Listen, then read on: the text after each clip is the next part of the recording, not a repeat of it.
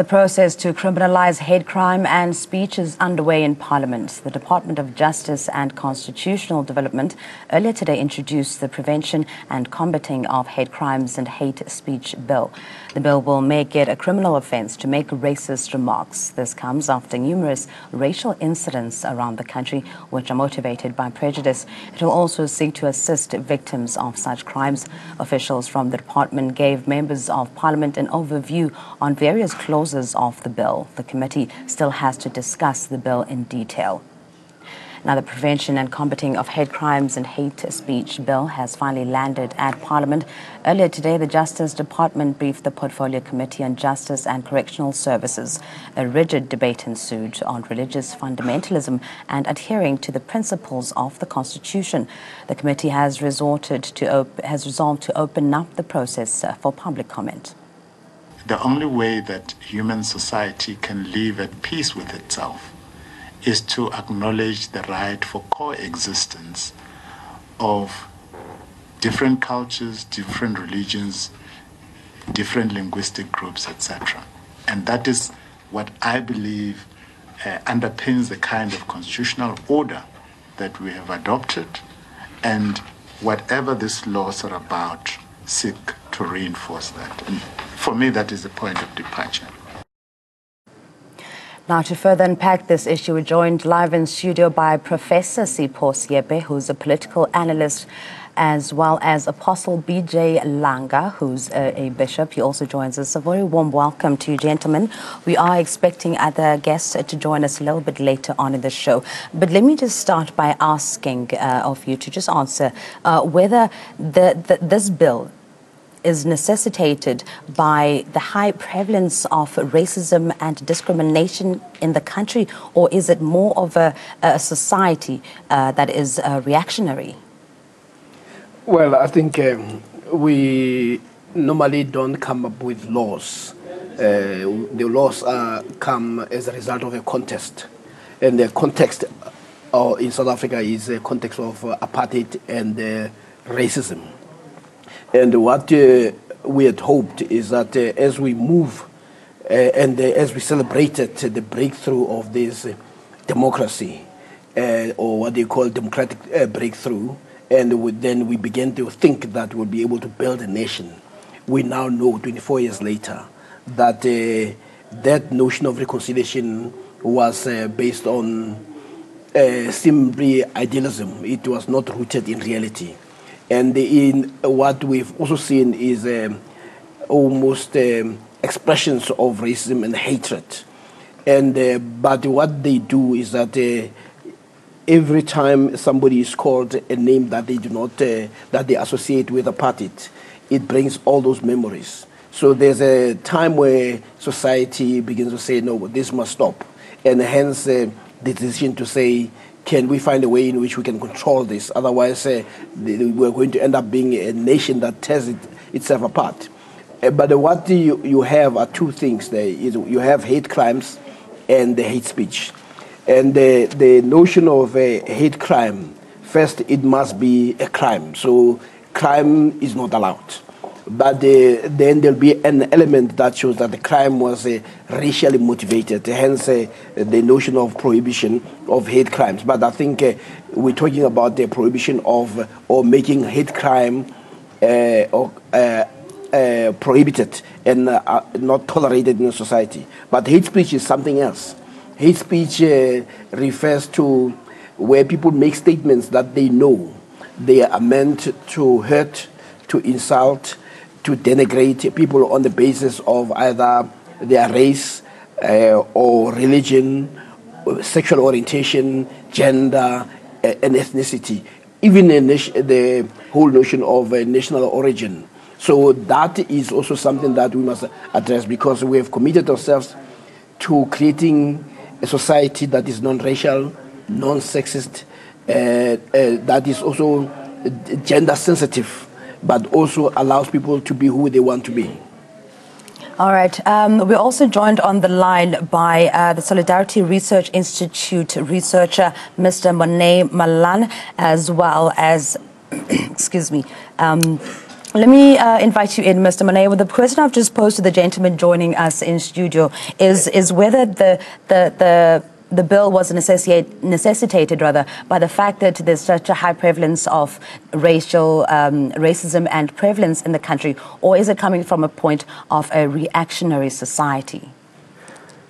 Ananda, I think what we have to separate two different issues. On the one hand, we do have racist speech, and on the other hand, we have racist ideas. I think this bill seeks to eliminate racist speech, and in doing so, I'm afraid that it might actually allow certain ideas to fester, because now instead of people expressing those ideas openly, where you can engage them, where you can enter into a dialogue and you can challenge their ideas, they're forced into the shadows, where they only ever share those ideas with people whom they know agree with them. And then you create a sort of a feedback loop and an echo chamber, which inevitably leads to those ideas, reinforcing those ideas instead of having those ideas challenged. So I do believe that the bill does open the door to those negative effects. All right. We're also joined on the line by South African Human Rights Commission CEO, Advocate Tseliso Tipanyane. A very warm welcome to you, sir. I'm just trying to get a sense, sir, of how prevalent are racial and discrimination cases in the country. Yes, we've seen a lot of them in the media space, but you as the Human Rights Commission, how many of these, do you have stats to show us how many of these you deal with per year, if I may ask? Good evening to you and to your listeners. The Commission has been around for over 20 years, and we've been addressing the issues of racism and equality. So definitely in the context of our history and the current practice, we still have very high levels of racism in this country, and hate speech and hate crimes, which basically undermine, the objectives of a new South Africa, a peaceful society where we live in harmony, in democracy, and all those related issues. And then, therefore, we must also not forget what happened in Rwanda, where hate speech and hate crime basically led to massive genocide. We should also not forget what happened in Germany during the Second World War. So hate speech basically undermines all those objectives.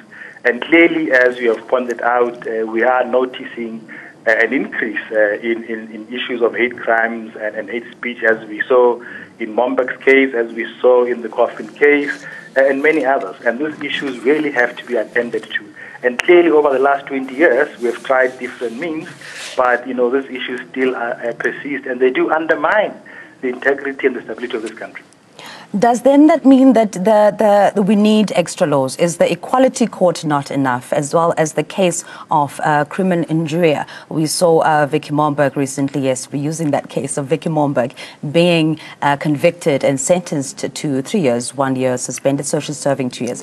Are those avenues not sufficient? We've always had the crime of criminal injuria in our common law in this country.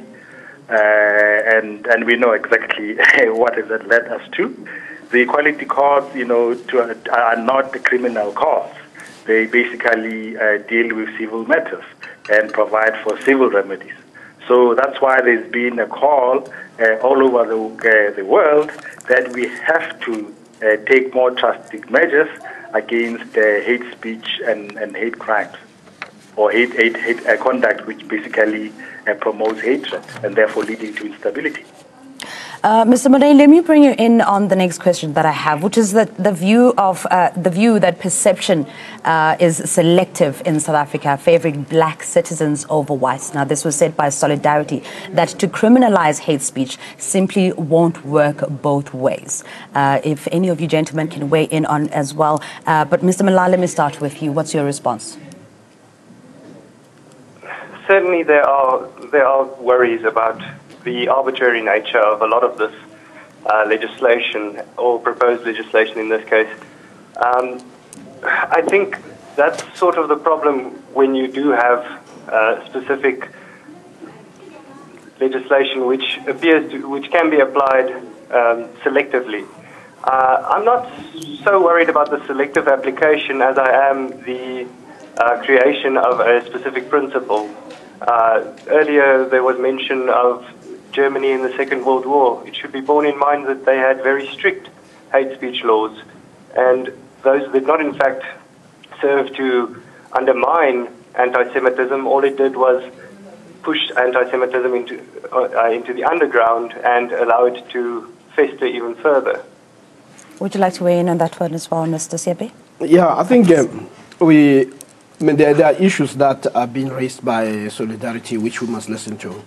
One is the issue of creating a society where the state is engaged in policing people's behavior, and the way we become almost a litigious society that every minute, every behavior now ends up in court. So how the legislation is put together would become very important. But what he also says, which is very important, is that we must not assume that our issues are going to be resolved through law. We need to have more education and political education to deal with these issues, because the law is not going to make white people to like me if they don't like me. What they may not do is to act on it. But what he was also saying is that sometimes there are ideas that the people hold that are flawed, and if they're not engaged, they will actually remain. So how you allow the notion of engaging some of these retrogressive ideas and kill them through education is something that the law cannot do. So we need to find, we should not always think that the law is always an answer. But when we talk about the hate speech, it's also clear that the intention is to incite, is to prejudice, is to denigrate. So the intention is to undermine, and that can lead to what we should not ignore what we know in history, where lives were lost, thousands. I mean, the case of Rwanda on the basis of ethnicity. Do you know in South Africa you've had the Anglo-Boer War, where it was really about the notion of origin and language. So all those things are very important. As the minister was saying, that our primary focus should be about coexistence, but we should not use coexistence as a way of suppressing ideas that must be expunged through debates. And this is where Solidarity is correct up to the point. But where he's talking about the selective, I don't know, because the problem is that if you are always a victim of a particular speech, as they put it, those who feel it know it, you will find that black people in the main have gone through being called names. So they will easily welcome this, but at the same time, one must be careful because it can be a double-edged sword. Now, many believe, gentlemen, that this bill will not only violate freedom of speech, but it will also destroy democracy and the free flow of ideas, as well as media freedom. Let me start with you, a religious leader, yes. Bishop Langa. What's your take on this? No, let me just start because I wanted to just also have a word on what the professor have spoken about. We as a society have become more of a necessitarian kind of a nation, and which also, you know, we're coming out as being moral relativism, because if you look at how things are, because in a democracy, it is true, we need laws to be put in place, because we cannot be ran and moreover, you know, find ourselves in courts and also passing bills because of individualism. So there's a need, you know, of us also being relevant, and our referendum has to also go as far as the men's law. We need to remember that prior to the men's law, there is what you call natural law. And if we can apply also natural law and understand that it's, the significance of natural law, and also, its dependence, it's on creation, it's on Him, the Creator.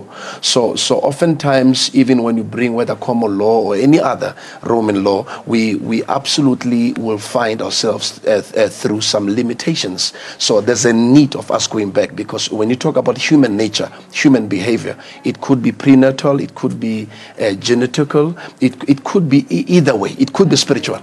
You know, there are certain things which are happening now which are actually cannot be solved in the court of law, which are more spiritual than they are actually now considered to be lawful.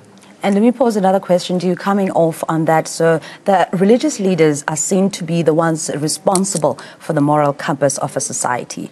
What then does it say when our speech has to be regulated? What does it speak of the moral compass of the society we're in? You see, when we are given the opportunity and the platform, because, you know, if we talk religion and religious leadership, while there's no platform for them, I mean, we need to lay out an altar for them to come and absolutely present, you know, its institution. You see, in order to participate in such debates, because even if you look at the doctrine of separation of powers, it's not enough. It's biblical itself, but when we talk religious leaders, we only also now relate them to meaning hormones and emotionalism and all that. So now in this hour, I believe that South Africa must awake and absolutely bring this file into the house of the Lord and allow religious leaders also to have a take on it and see what we can do. Because as I said, it could be a spiritual impartational matter that needs and requires natural law rather than man's law. Because, I mean, our dogmatic at times, as I said, with its limitation, will bring us to a point where we say, no, let this be lawful. Imagine now, we're going to preach in the church, and it means you can't say certain things, you must say them to a certain level. Or meaning friends, we can't even joke one to another. So there's going to be so much limitations that any other thing that we have, or any other thing that we disagree about, has to land in the court of law, and which I think it's improper, and something needs to be done about it. Let me bring you in, Mr. Tipanyana, as well, on what effect this will have on democracy, on freedom of speech, on media freedom. You know, let us be very clear. Our constitution is very clear that we do have freedom of expression, which is entrenched in our constitution. What the constitution does not allow is speech which will promote war, incite violence, and advocate hatred based on many issues. So there is no undermining of our constitution. It's basically affirming that, you know, in order to build a society which we want, we should not allow speech which promotes hatred, which incites violence. That's as simple as it is. So we just need to make sure that whatever laws we pass do not undermine these provisions. In any case, whatever law is passed by Parliament can still be tested in the Constitutional Court in terms of whether, you know, it complies with our constitutional provisions. Freedom of expression is fundamental to our democracy. So that we need to be clear about.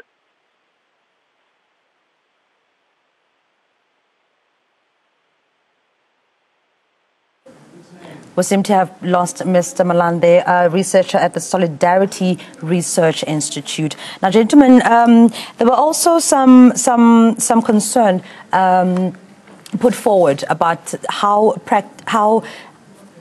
courts, how practical application of the bill, and whether our lawyers are well equipped to deal with the complexities of this kind of thing, and whether we'll be seeing frivolous cases in court based on this bill.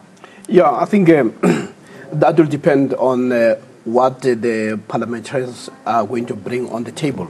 Because one of the things that one must know in law is that when you're going to define a particular act as unlawful, there must be a level of clarity so that those that are frivolous cannot be entertained. And the courts can actually even punish those people who want to use abuse the court's process to pursue their own agenda. So that's the first thing. But the point I was raising earlier, and which the bishop was also raising, which is very important, we cannot be a litigious society. What it means is that we cannot, at every instance, rush to the court when there are other institutions that can address these issues. So you have education. You have also the churches. Yes, sir. But I must also indicate that, and also I must say, both institutions have not covered themselves in glory in the past, because we've had the churches that had promoted apartheid, that had promoted racism, that had actually tried to give a theoretical and philosophical justification to racism. The whole edifice of apartheid was also based on that. We've also had highly educated people, academics, who have also supported racism. And it continues. I mean, when you look at the lack of transformation in our universities, you would have thought that the highly educated people would be the first to see that apartheid is wrong. But what they have also done, they've tried to provide a justification. This is why you have young people fighting to say, we go to those universities and we feel unwelcome. We experience racism. You go to the media, you talk to black journalists, they tell you that when they leave, they don't tell you when they are still there. They'll tell you that it was hard. We had to deal with institutional racism. And yet, these are all educated people. So if we're going to address that which they think the bill will address, it requires a total strategy. It cannot be only the courts. This is why it's also important that how it is couched should not lead to a suppression and a free flow. But as my colleague from the Human Rights Commission indicates, that the Constitution is very clear, but it will be the challenge for the court to make sure that that which is put is constitutionally valid. And of course, every law has to be subjected to the constitutional master to say it is constitutional. So I do think that the parliamentarians here are having something difficult. But such laws have also been enacted in places like the UK, Scotland, and Ireland. But they have not stopped racism and racial attitudes and institutional racism from continuing, which means that we don't have to rely only on the courts. We must also go to what the Bishop was talking about. And I'm going to come to that question on how best to approach this, but would you like to add on to what Mr. Siep is saying? Yes, you know, as a church, we really are standing against defamation, deformation, discrimination, and prejudice of some sort, but we also want to see, recognition, for visibility, because as you know, we're talking about these things, and when people are whether had to relate matters of the society regarding kind of prejudice that we are facing as South Africans, we sometimes think about the church. But I could say that the church should be a full-time partner in this matter, in these processes, so that we amicably together as a nation. Because now, if we have to now, at some point segregate the church, you see, we find ourselves whereby, as I said, that the court might not be able to deal with certain matters.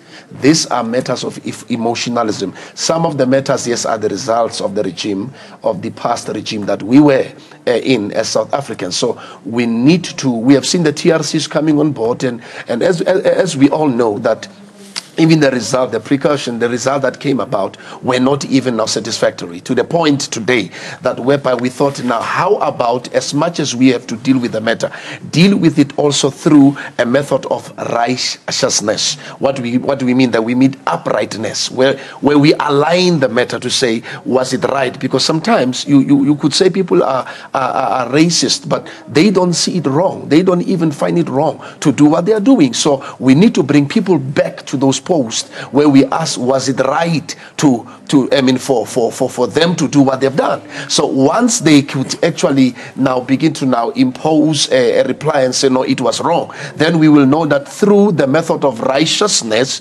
that was wrong to do that which was done. So that even the generation that also had to, some of them, they've breastfed from the same, meaning of such bitterness. And now it is now also meaning bringing its ugly head into this generation. Why? Because they were bred and born from such families. So once you can say, I am wrong, because until somebody says I'm wrong, then you will know that it is wrong to bring degradation to any kind or to any race, whether it's black or white. Degradation is not right, and we don't want it in our country. So it is important that the church can also play a role there to say, come to the church and allow us also, with our mistakes that actually are now being spoken forward, we need to be given an opportunity to say, how about we open our churches so that so that pastors can also become, those practitioners that can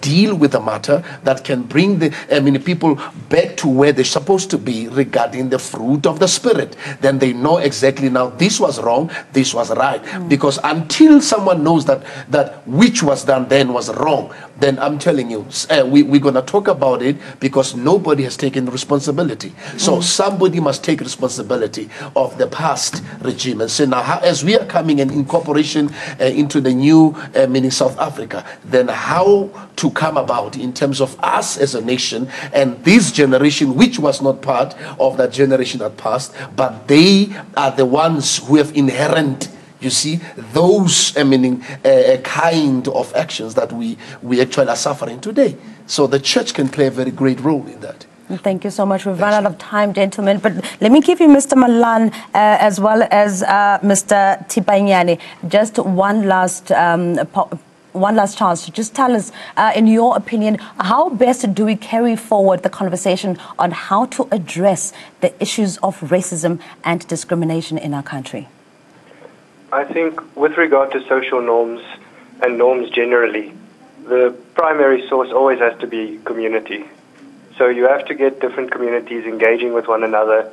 You have to allow communities to express themselves and to integrate with other communities.